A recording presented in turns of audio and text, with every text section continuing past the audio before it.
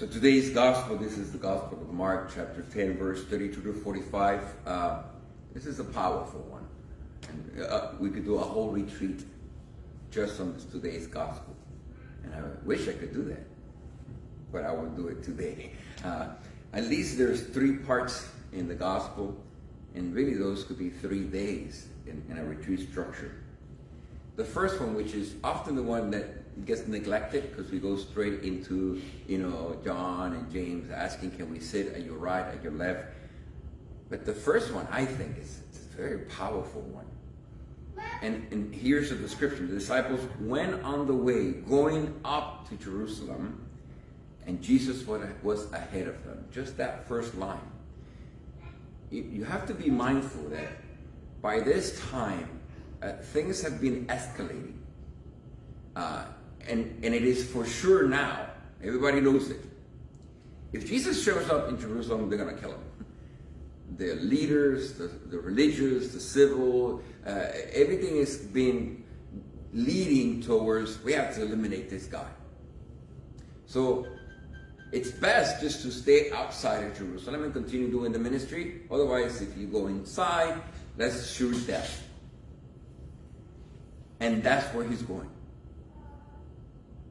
The disciples were on the way going up to Jerusalem. And geographically speaking, it's going up the hill.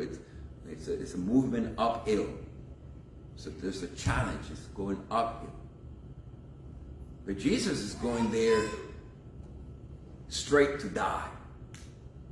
And it says, and Jesus went ahead of them. Just a visual. A crowd following Jesus. A crowd knowing, man, this guy is crazy. He's going up to Jerusalem. Does he not know that if he goes there, they're going to kill him? They don't like him. And yet he's leading the crowd. That image is just so powerful, so masculine. It's like, you want a piece of me? Well, I'm coming to you, I just love it. And then it says people were amazed at the courage, at the, he's focused, he's going all the way, nothing holding him, and people, a crowd are following because we want to see what's going to happen here. They were amazed. And those who follow were afraid. It's very specific. Those who follow were afraid. There's fear. There's like, oh, this is going to get really bad. But Jesus is ahead of the crowd and he's leading it. The feeling that I get when I read this, it's almost like when you have a protest, a march, and they're just walking towards the place of the protest with all the fears and all the hesitation, but yet they're going. And who's the one leading it? That's what I want to know. In this case, it's Jesus, right into the midst of the battlefield. And then he takes the 12 aside and lets them know, this is what's going to happen. Behold, we're going up to Jerusalem, and the Son of Man. Interesting, he speaks of himself in 3rd person. We often do that. It's easier to chew on difficult things when we put it in the 3rd person, And so too for Jesus. He's still a human being. So he's leading it. He's courageous. He's fearless. But he's still human. And best to speak of himself about what's about to happen in 3rd person. It says, behold, we're going to Jerusalem, and the Son of Man, is referring to himself, but in 3rd person, will be handed over to the chief priests of this camp, will be condemned to death, will hand them over to the Gentile. The Gentiles will mock him, will spit on him, will scourge him, and put him to death. 3rd person, because it's difficult, even though with all the courage. But, after you go through the whole list, instead of you have me at hello, in this case, you have me at, we're going up to Jerusalem. That's it. Why are we going to Jerusalem? And he went through the litany of everything that's going to happen. I would have been stuck in the first one. Are you sure you want to go to Jerusalem? And after the whole list of things, if you manage to continue listening to the end, which most likely everybody didn't, but after 3 days, he will rise. Rise from being beat up, like like what happened later on in Paul. He was stoned and they left him for dead, and then the people came over and he was still alive to pick him up and help him heal. That type of moment, you were like, are you going to be unconscious, ICU unit for 3 days, and then because after all that beating, you would be in ICU for 3 days at least, and probably 3 being poetic for a long time until you come out of your coma, if they register that. For us, we really quick, and because we already have the after story, and we know risen from the dead means resurrection, but the people who were listening to this at the first time, that's not what they're thinking. They don't get it. That's if they listen to the whole litanies of scourging and killing and spitting and all that, and then the third day he will rise. So just that, and I'm just going to focus on that part. So a couple of things for us to reflect on. Courage. It's a grace, and we should ask for that grace. Courage. Not despise our fears, but amidst of it. And Jesus was courageous, but he still was afraid. He's still human. And he even speaks of himself in the third person. So if you're afraid, if something hurts, some difficult challenge is coming your way, it's okay to be afraid. It's natural, it's human. Yet we can ask for that grace and act in very powerful ways, fueled by divine grace, by the grace of courage. So if you're afraid about something, that's natural. Go beyond the natural. Ask for the supernatural grace of courage. That's 1. 2, if you know where you need to go, just go there. If God has already clearly said you have to go that way, although it may be uphill, and although it may be Jerusalem, whatever your Jerusalem is, if you already know that's the direction you have to go, just go. Just get it over with. My strategy is just do it. Just go as fast as you can, get it over with. And once we pass through it, endure it, we'll see what happens afterwards. But just plow through it. Just do it. Just go.